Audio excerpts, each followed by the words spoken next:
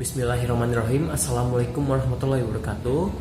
Alhamdulillahilladzi arsala rasulahu bil huda wa dinil haq liyudhhirahu 'ala dini kullihi wa kafa billahi syahida. Asyhadu an la ilaha illallah wahdahu la syarika lahu wa asyhadu anna muhammadan abduhu wa rasuluhu alladzi ba'da amma.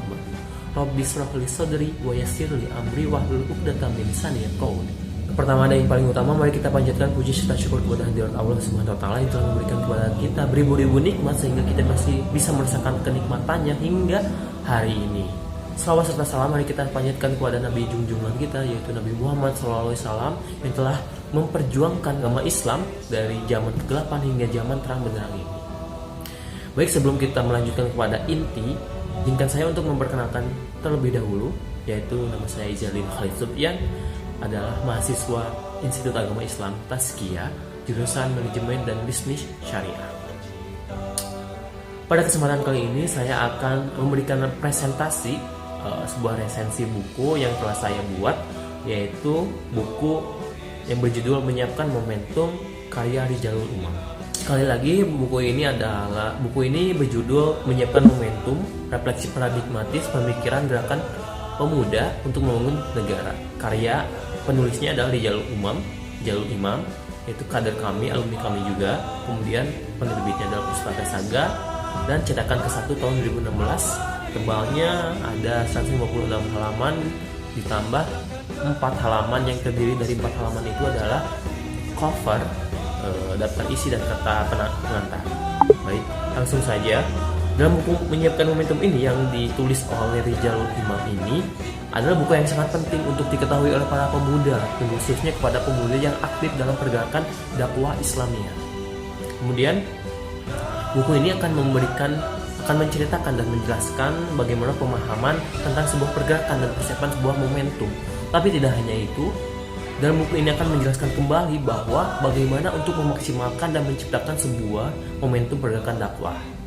Dan dalam buku Menyiapkan Momentum ini akan memberikan kepada kita juga beberapa hal penting, yaitu diantaranya tentang cara pandang terhadap masalah yang menghubungkan fakta dan ayat lalu mengkonstruksikannya. Kemudian selanjutnya adalah bagaimana cara membangun konsolidasi gerakan. Dalam hal ini konsolidasi yang dimaksud adalah konsolidasi yang lebih kepada penyamaan persepsi, kemudian konsolidasi ide dan gagasan atau mabda dan fikroh, pikiran. Selanjutnya adalah akan membahas tentang pematangan talenta kepemimpinan gerakan seorang pemuda, kayak gitu. Baik, kita langsung saja kepada bab 1. Bab 1 itu akan menerangkan kepada kita, akan memberikan kepada kita di sini akan menjelaskan bagaimana kita dibentuk, diukir untuk menjadi sebuah umat yang terbaik atau khairul ummah.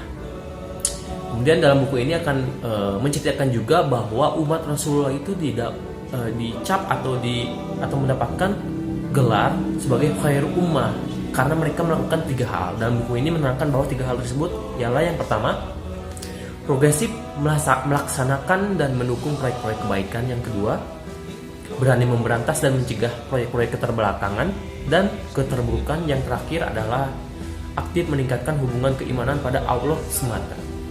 Nah, jadi ketika kita ingin menjadi sebuah umat yang terbaik, khairul ummah, maka lakukanlah ketiga hal yang sudah disebutkan tadi, yaitu progresif melaksanakan dan mendukung proyek-proyek kebaikan; yang kedua adalah berani memberantas dan mencegah proyek-proyek keterbelakangan, keterburukan; yang terakhir adalah aktif meningkatkan hubungan keimanan pada Allah semata.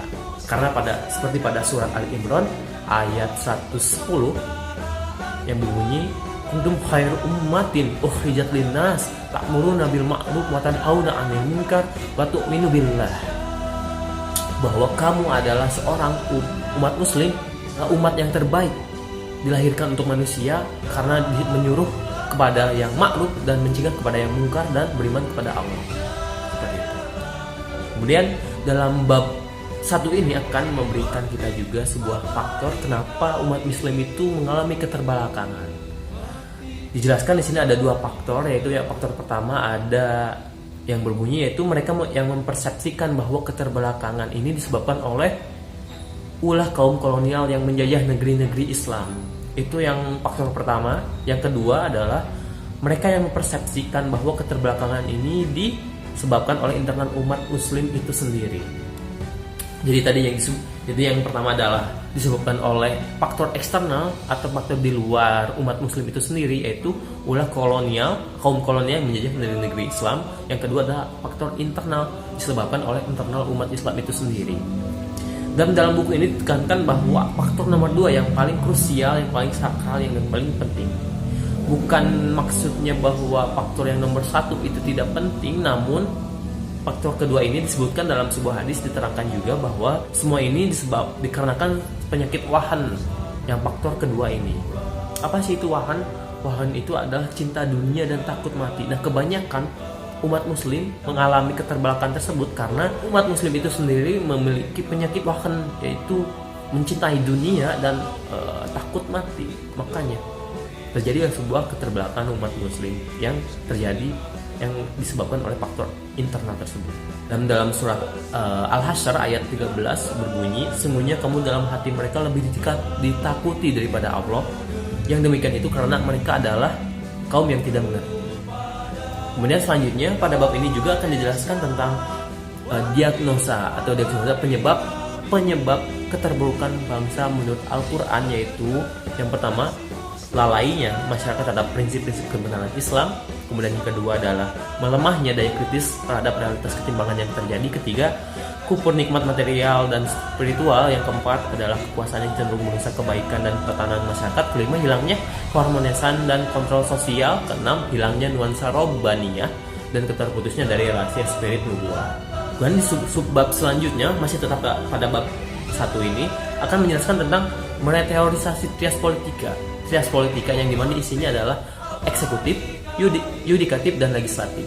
Nah, menurut buku ini, ketiga trias politika tersebut adalah suatu yang sangat terlalu ideal. Karena begitu ideal, maka sulit untuk diterapkan secara 100%. Maka penulis ini menyarankan teori yang lain agar arus perubahan negara sangat efektif dilakukan, yaitu oleh 3 poros penting ini, yaitu penguasa, pengusaha, dan militer. Namun, jika ingin ketiga ini seimbang, maka harus menerapkan poros gerakan profetik kenabian. Insya Allah, ketiga itu akan berimbang. Kemudian pada bab selanjutnya, masih dalam bab 1, di sini alam pikir kita akan dibawa kepada perundungan Al-Kahfi, surat Al-Kahfi, yang dimana bahwa dalam surat Al-Kahfi itu diterangkan bahwa ada seorang pemuda yang ditidurkan selama 360 hari lebih, yang kemudian dibangunkan kembali. Nah, dari situlah memberikan motivasi bahwa cobalah ketika kita di masa sekarang ini kan dengan media yang mainstream itu bisa membuat kita terbelenggu, pemikiran kita sebagai seorang muslim itu terbelenggu oleh media-media tersebut, seperti media-media sosial yang kita gunakan sehari-hari.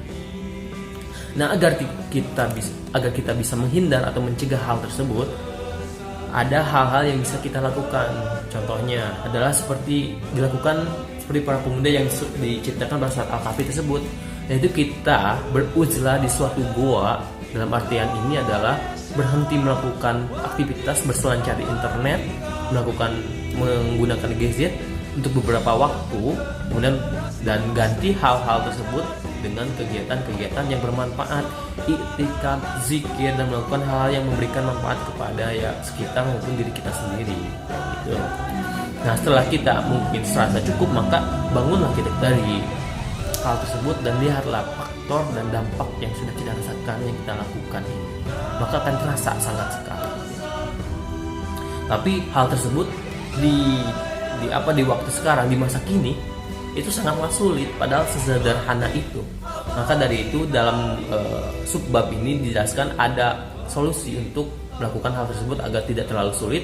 Yang pertama adalah memperkokohkan keimanan pada Allah SWT dengan intensif mempelajari as-sholah, agama ini, dan menyempurnakan ibadah cara yang sahih. Kemudian yang kedua adalah memperluas wawasan dengan mengintensifkan tradisi berguru pada guru terbaik. 3. Membangun kemandirian ekonomi diri dan umat yang berbasis pada keimanan dan jauh dari sistem ribawi. Dan yang keempat adalah menyemai pribadi dengan melatih diri menjadi pemimpin yang mukhlis dan kompeten di bidangnya. Oke, kita lanjut kepada bab 2. Bab ini akan berisi subbab yang lainnya, yang dimana yang pertama adalah menyiapkan momentum gerakan yang Allah sukai dari pemuda, kemudian mengatur barisan dan 10 fikih landasan pengambil kebijakan gerakan, yang dimana 10 fikih ini pertama ada fikih aulawiyat, yaitu fikih prioritas, yang kedua adalah fikih ahkam, yang ketiga adalah fikih dakwah, yang keempat adalah fikih muazzana, yaitu akan menjelaskan tentang pertimbangan mengukur persoalan, yang kelima adalah fikih sunnah hukum alam, yang keenam fikih takhir, fikih perubahan, yang ketujuh fikih sirah, fikih sejarah, yang kedelapan adalah fikih waqi, pemahaman realitas, yang kesembilan fikih amal jama'i, dan yang kesepuluh ada fikih ikhtilaf.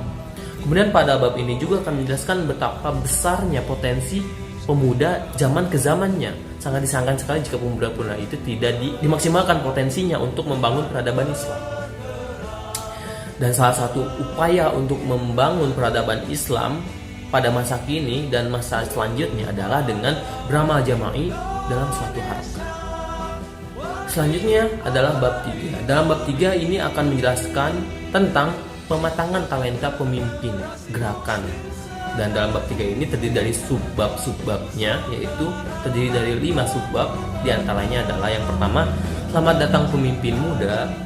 Pada subbab ini akan menceritakan tentang kepemimpinan seperti Nabi Ibrahim, Nabi Musa, Nabi Yusuf, yang kesemuanya itu mampu menjadi penakluk peradaban dengan meningkatkan kompetensi dan kontribusi untuk umat Islam dan negaranya, kayak gitu. Itulah contoh-contoh kepemimpinan yang sukses yang bisa kita terapkan nantinya di kehidupan kita untuk menjadi seorang pemimpin. Seperti itu. Kemudian untuk selanjutnya adalah tafsir Muslim negarawan. Nah, penulis dalam buku menyiapkan momentum ini beranggapan bahwa Muslim negarawan itu adalah mereka yang sanggup menjalankan politik moral dalam kehidupan bernegara, yaitu politik yang tidak menghalalkan segala cara untuk meraih kepentingan golongan. Nah, kemudian pada bagian ini dijelaskan juga kompetensi kritis yang harus dimiliki oleh kader kami. Yang pertama yaitu adalah memiliki pengetahuan keislaman, kemudian yang kedua adalah kredibilitas moral, yang ketiga kewawasan keindonesiaan, yang keempat kepakaran dan profesionalisme, yang kelima adalah kepemimpinan leadership, yang keenam adalah diplomasi dan jaringan. Selanjutnya adalah yang ketiga adalah mewujudkan obsesi kepemimpinan Nabi Sulaiman.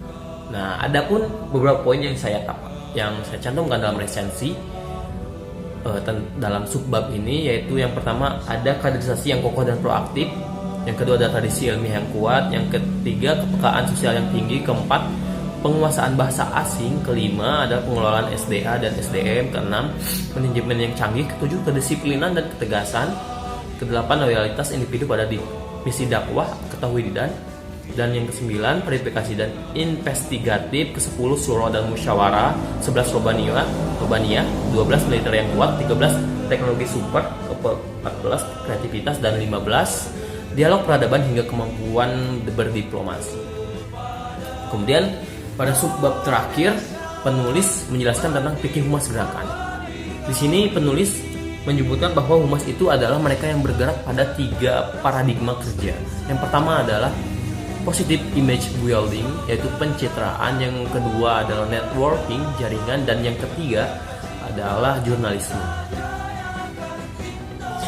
Kemudian ditambahkan lagi dalam subbab terakhir ini beberapa poin yang dimasukkan dengan fikih humas gerakan, yaitu yang pertama yaitu yang disebut dengan jurnalisme investigasi hud-hud.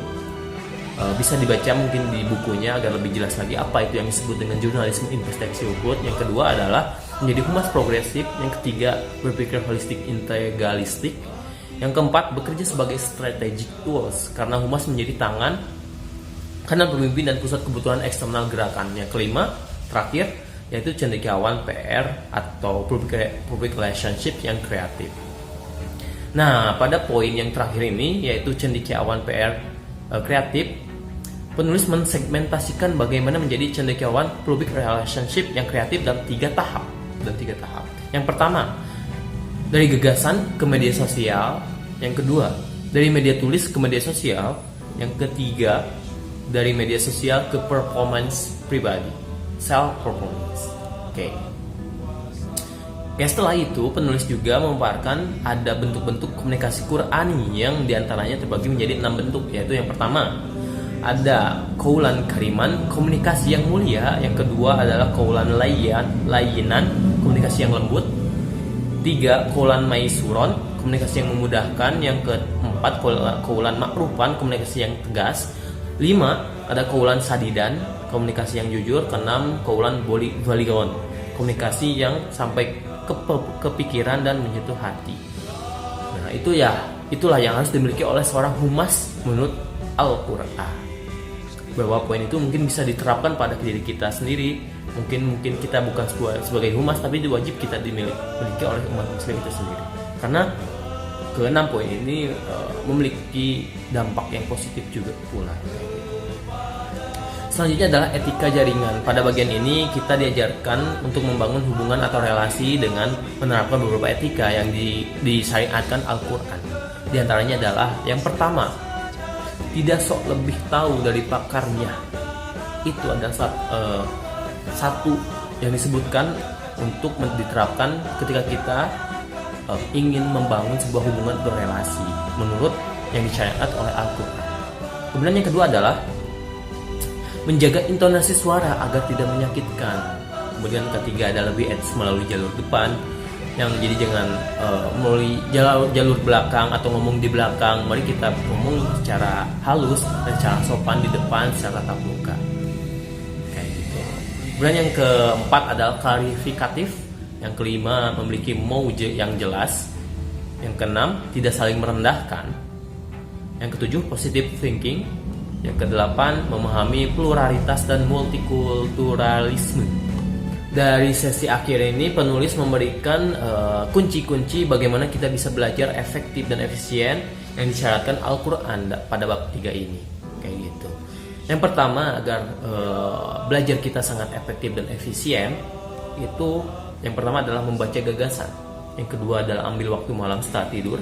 Yang ketiga adalah belajar sendirian atau belajar dua belah pihak, man to man. Kemudian yang keempat, belajar bahasa asing awalnya dari kata benda, seperti yang sudah disebutkan tadi bahwa seorang leadership seperti Nabi Sulaiman itu harus menguasai bahasa asing. Kemudian yang kelima adalah hafalkan Al-Qur'an. Tentu ini adalah tugas kita sebagai umat muslim. Yang keenam adalah lupa. Ketika kita lupa, maka jauhilah maksiat. Kemudian yang selanjutnya adalah kembali energi belajar itu bernama istighfar. Dan jangan lupa ketika kita sudah belajar, jangan lupa untuk beristighfar. Karena kita tidak tahu kita apakah melakukan kesalahan yang kita sadari ataupun tidak kita sadari. Dan yang terakhir adalah manajemen sumber daya. Seperti itu. Itulah isi dari buku yang berjudul Menyiapkan Momentum karya Rizalul Imam. Baik, sekian dari saya. Mohon maaf apabila ada kesalahan, baik itu secara sengaja ataupun tidak sengaja, karena saya sendiri sebagai presensi yang membuat atau menyusun resensi ini menyadari secara murni bahwa kesalahan itu dan kehilapan hanya milik saya sendiri, dan kebenaran dan kebaikan hanya Allah Subhanahu wa taala yang mempunyai. Seperti itu. Akhir wakalam, Rabbana atina fid dunya hasanah wa fil akhirati hasanah wa qina adzabannar. Assalamualaikum warahmatullahi wabarakatuh.